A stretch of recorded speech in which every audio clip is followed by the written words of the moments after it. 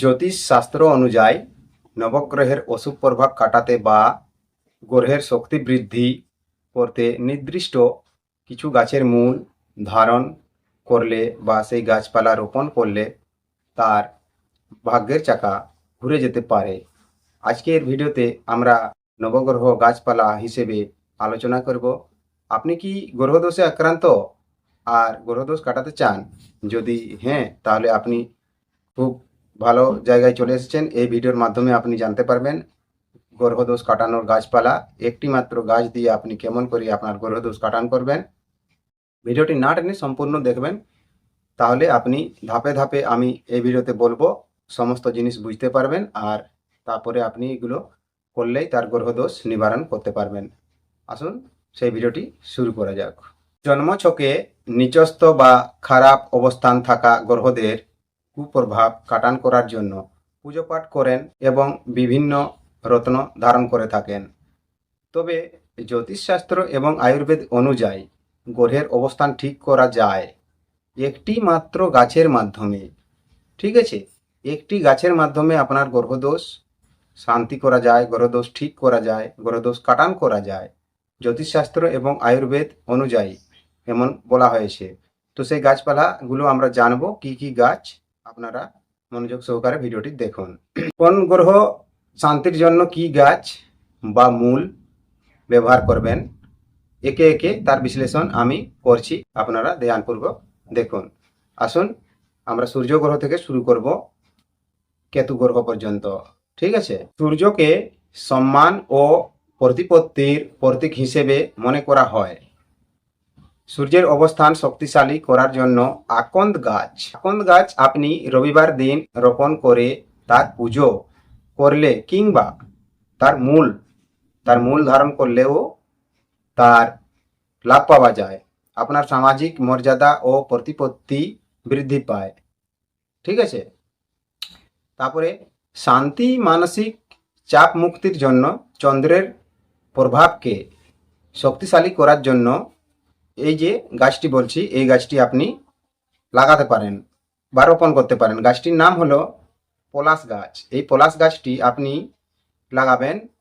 এই গাছটি লাগাবার দিন হলো সোমবার দিনে আপনি যেমনভাবে গাছ রোপণ করা হয় বৃক্ষরোপণ, সেরকমভাবে রোপণ করবেন।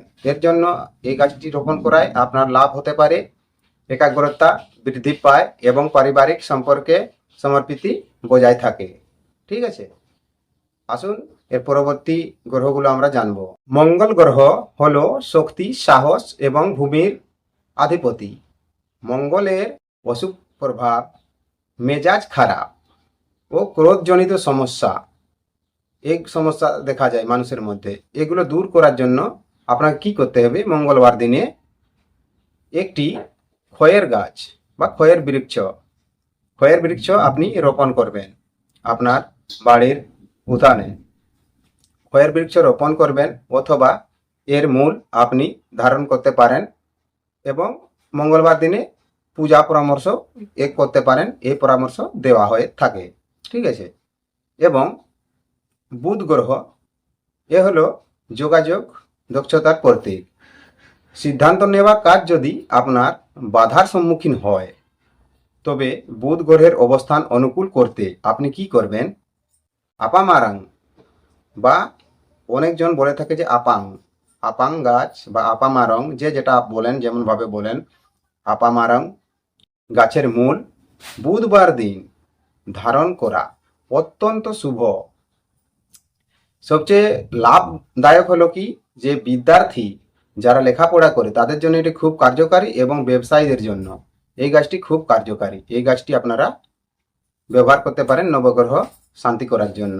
এবং এর পরবর্তী যে গ্রহগুলো আছে সেগুলো আমি বলছি, কোথাও স্কিপ করবেন না। ভিডিও ভালো লাগলে ভিডিওকে লাইক অবশ্যই করবেন, চ্যানেলে প্রথমবার তাহলে চ্যানেলটিকে সাবস্ক্রাইব করে পাশে থাকবেন এবং বন্ধুদেরকে আপনার এই ভিডিওটি শেয়ার করে দেবেন। বৃহস্পতি জ্ঞান, সৌভাগ্য এবং সমৃদ্ধির প্রতীক হিসেবে গণ্য করা হয়। আর্থিক স্থিতি মজবুত এবং দাম্পত্য জীবনে সুখ লাভের জন্য বৃহস্পতির শুভ প্রভাব লাভ করার জন্য বৃহস্পতিবার এই যে অশ্বত্থ বা কলা বৃক্ষ রোপণ করতে পারেন বা তার পূজা পাঠ করতে পারেন।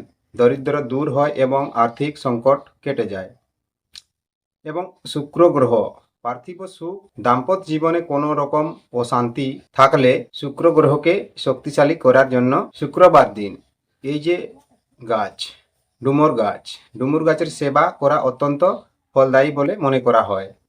এই গাছের প্রভাবে সুখ স্বাচ্ছন্দ্য বৃদ্ধি পায়। শনিদেবকে ন্যায় বিচার এবং কর্মফলের দেবতা হিসাবে গণ্য করা হয়। শনির সাড়ে সাতির প্রভাব জনিত কষ্ট লঙ্ঘন করতে এবং শনিদেবের আশীর্বাদ লাভ করতে শমী গাছকে সবচেয়ে প্রিয় গাছ, কার্যকর গাছ বলে মনে করা হয়। শনিবার সন্ধ্যায় শক্তিশালীভাবে এই কাজটি করে থাকে। শনিবার সন্ধ্যার সময় শমী গাছের তলায় প্রদীপ জ্বালানো দরকার। আপনার কাজের পথে বাধা বিপত্তি দূর হয়, আরও শনিদেবের সাড়ে সাতিও কেটে যায়। এবং এর পরবর্তী হলো রাহু গ্রহ।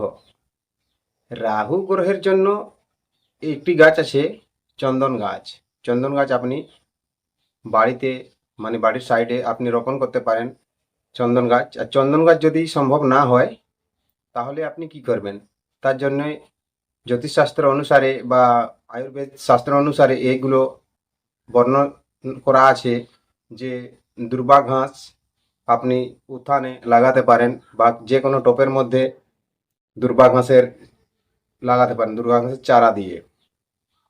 আর না হয় চন্দন না পারলে দুর্বা ঘাস লাগাবেন, ঠিক আছে।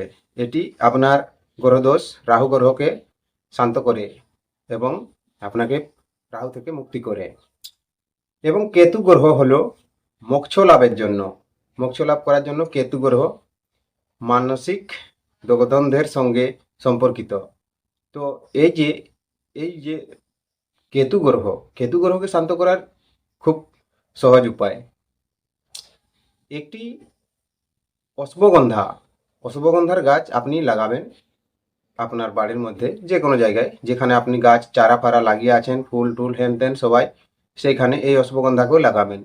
যদি অশ্বগন্ধা আপনি না পারেন তাহলে কি লাগাবেন, কুশ ঘাস। এই কুশ ঘাস লাগালেও তার কেতুর গ্রহর পুরোপুরি লাভ পাওয়া যায়, ঠিক আছে। শাস্ত্রের মধ্যে এরকমই বর্ণিত আছে। তো এইটি আপনি করতে পারেন। তো এর জন্য আপনি যে কোনো প্ল্যান্টে যাবেন, প্ল্যান্ট থেকে পেয়ে যাবেন, বা আপনার আশেপাশে দেখবেন কোথায় যদি পান এগুলো সেখান থেকেও আপনি সংগ্রহ করে নিয়ে আসতে পারেন, কোনো অসুবিধা হবে না। দিন অনুসারে আপনি করবেন এগুলো, অন্য দিনে করবেন না, যেমনভাবে বলা হয়েছে এখানে সেইভাবেই আপনারা করবেন, ঠিক আছে। আর একটি কথা, যেমন এর মন্ত্র প্রভাব আছে, মন্ত্র প্রভাব যদি আপনারা জানতে চান নিচে কমেন্ট অবশ্য করুন, আমি এর মন্ত্র আপনাদেরকে নবগ্রহ শান্তি করার মন্ত্রটি দিয়ে দেবো, মন্ত্রটাও আপনারা দেখবেন। সেই মন্ত্রের মাধ্যমে আপনারা রোজানা মানে ডেলি যদি জপ করতে পারেন বা মনে মনে তাকে উচ্চারণ করতে পারেন সন্ধ্যাবেলা সকালবেলা করলে খুব ভালো হয়।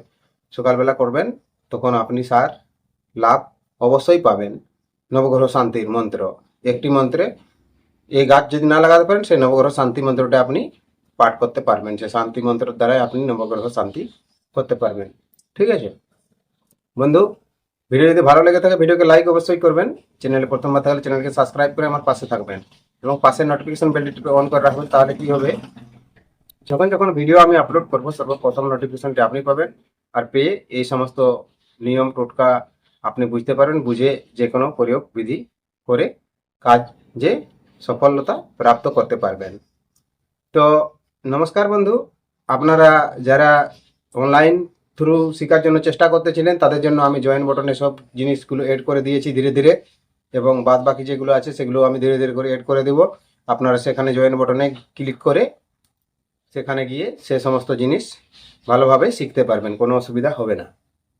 তো তাই জয়েন বটনে গিয়ে সেগুলো দেখবার চেষ্টা করবেন, অনেক কম সেখানে অ্যামাউন্ট দেওয়া হয়েছে, সেই অ্যামাউন্ট থেকে আপনারা শিখতে পারবেন। তো দেখা হবে আবার নতুন ভিডিওতে।